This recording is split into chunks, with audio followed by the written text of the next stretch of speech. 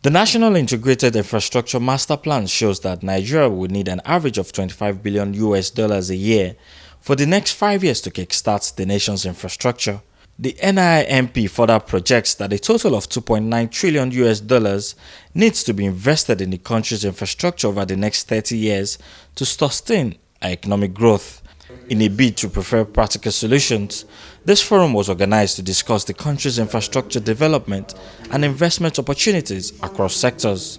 But the truth of the matter is one of the functions of the development bank is to reduce the risk and the cost of feasibility studies for any private investor. If we don't get the culture of the savings, even if we initiate it today, what if it takes us the next 5-6 years before we get to that level of funds that we would have, saved to begin? What do we do between now and the next 36 months? Speakers also say there is the need to grow the country's national savings to fund more projects in local currency, as they called on government to create a framework to make pension funds available for infrastructure projects.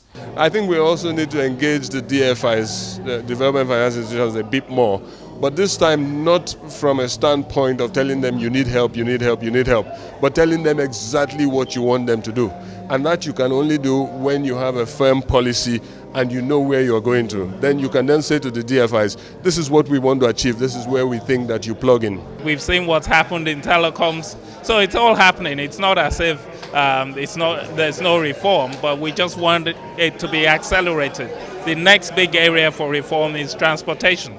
We need to privatize our airports and also get more private sector investment in the railways and mass transit. The stark reality is that government does not have the capability to bridge the infrastructure deficit on its own, and it requires alternative means of funding large infrastructural projects.